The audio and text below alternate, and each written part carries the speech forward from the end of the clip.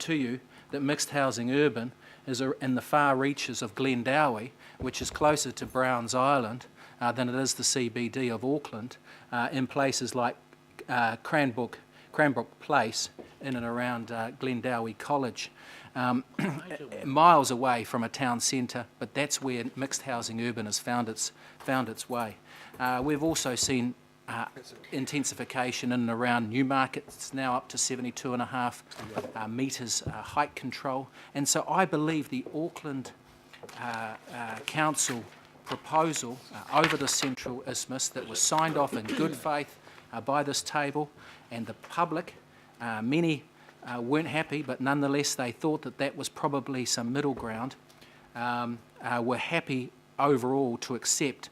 I believe that if we throw that out and just go with the IHP's recommendations, which is widespread upzoning across the Isthmus area and the return of all that out of scope in the far reaches of Glendowie and other parts of the Isthmus, I think we'll erode a lot of people's confidence in this process, Mr. Mayor, and I think I don't think it's necessary. I think we can achieve the capacity and certainly house all the people that are coming to Auckland without what I would say in some cases wrecking the personality, character of that Central Isthmus, particularly when you factor in that we've lost the 1944 overlay, and the character is, we don't lose the heritage, but we will be losing a lot of character with that overlay now gone. So I support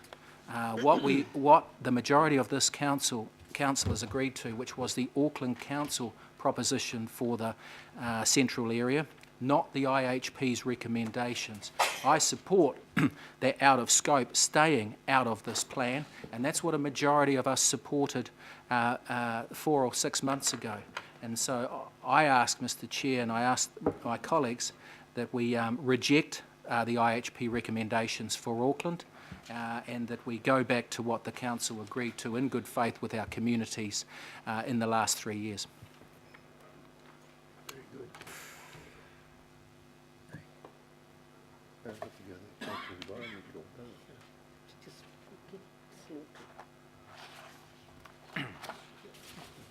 Councillor George. Well, I'm just curious. What would be the process? Would it go to the environment? Councillor George, ask yourself. Oh, you're right. Oh, well, thank you. You know, it's just hopeless. He's just thinking, why didn't he do that for the North Shore? God. Look, I'm going to jump in here right now. This, by and large, has been an excellent process. And I've thanked you a lot and have made a very clear right at the outset, I don't agree with this whole plan. But in not agreeing with some parts of it doesn't mean I don't vote for the whole thing, recognising that you've got to make concessions. And we have all agreed with the overarching policy and the whole framework of what we're trying to achieve, how could you now turn around and say, oh, but I don't like the whole middle? How can you do that? Easy. Well, because we know our area. I'll say Blythe.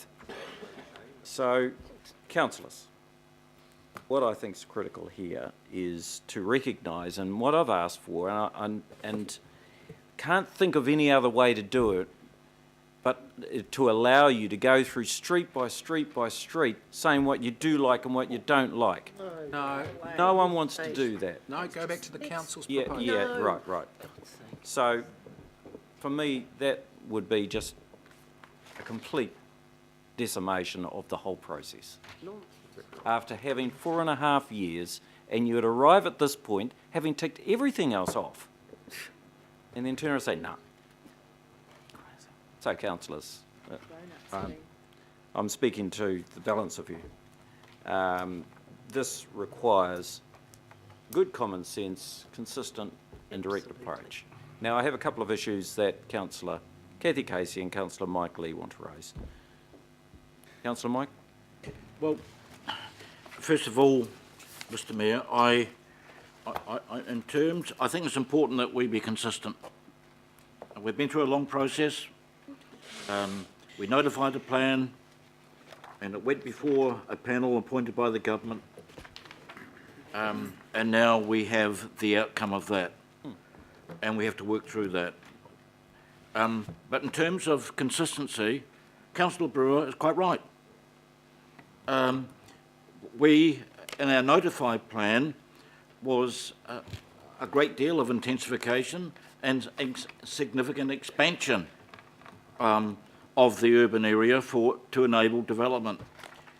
And in late last year, the council changed its approach and proposed a more drastic upzoning, and that met with very strong resistance from the public, ended up back in this chamber in February, and the council, the governing body, decisively rejected it.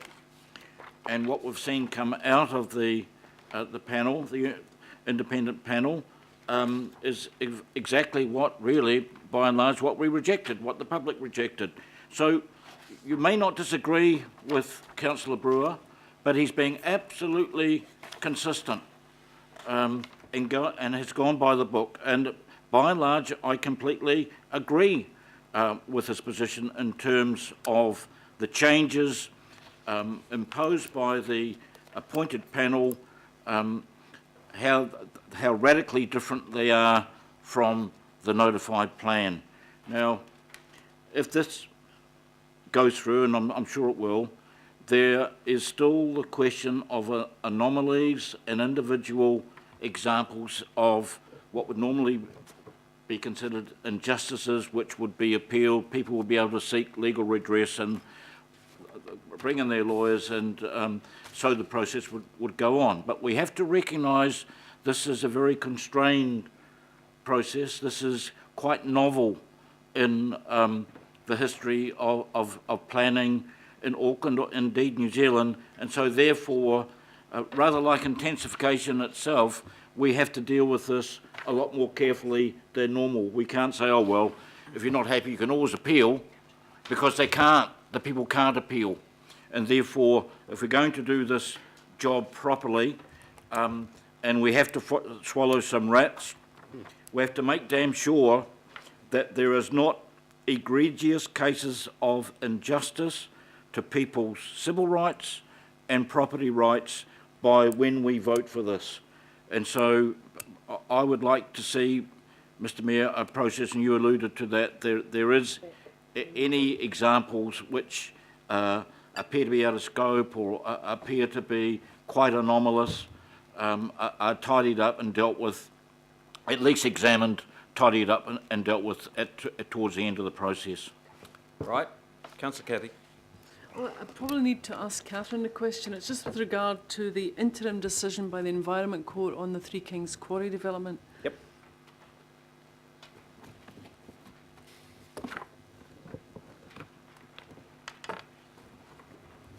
Catherine, my question is that the Environment Court, and you keep me right, Mr Chairman, because I understand the process here. Yep.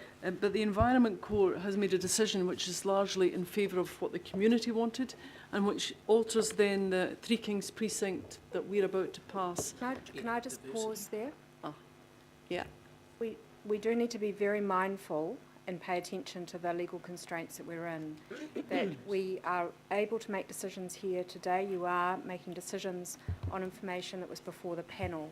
So we can't bring in information that's subsequent to the panel's recommendations to us, and I think the matter that you're referring to would fall into that category. So what status does the Environment Court interim decision have?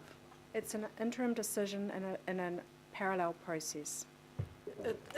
And just to add to it, it's an interim decision on a private plan change to the operative section of the Auckland Isthmus District Plan. It is not an interim decision on the notified version of the unitary plan.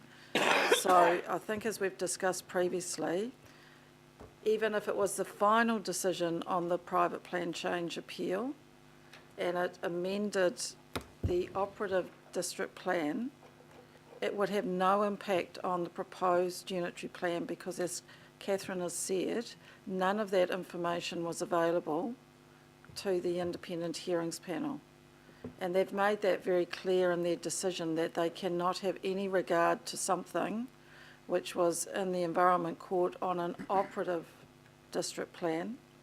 The only thing that they can have regard to is what was submitted before them by both the landowner, the council, and any other person who put a submission into the proposed plan provisions on Three Kings. So basically, the unitary plan trumps the Environment Code process. That being the case, Mr Chairman, can I record my vote against the Three Kings precinct plan, but opt to tick off the central maps? I can't vote for that. Yeah, I know. I just need to take some advice on that. So, No, we've been, yeah, that's setting the precedent that we, yeah, I know. otherwise you could do the same for these. Everyone can do the same. You are providing me with a hell of a challenge because we open up the floodgates and everyone will want to relitigate this. No, Mr Chairman. Just say no. All right?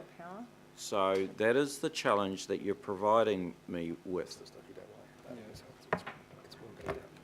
Things we didn't like.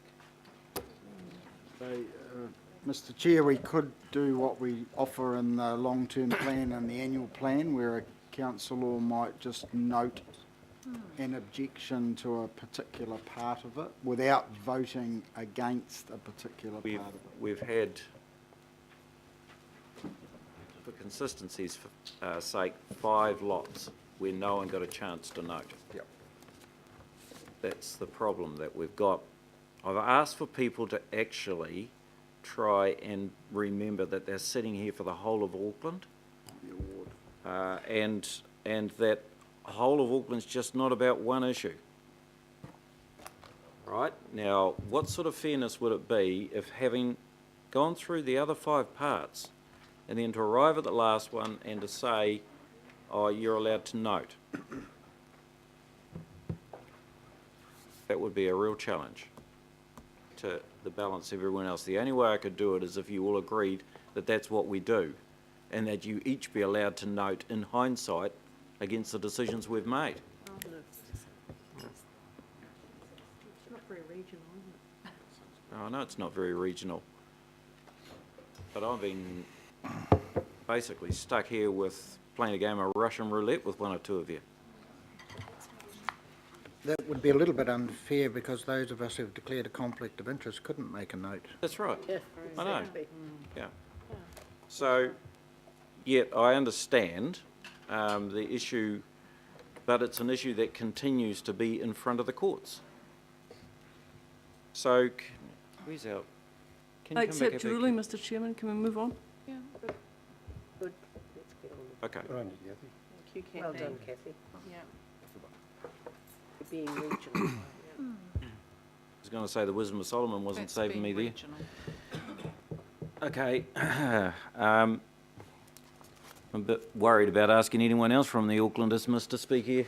Can I speak now, though? Look, I'm not from the Isthmus, I'm Excuse me, completely Mr Chairman. regional. This is a regional perspective, North Auckland perspective. I didn't speak, I just asked a question about... Yeah, okay. Way you go, I just Councillor wanted to say that I entered this unitary plan with an open mind. I think that the independent hearings panel largely did an amazing job on the plan.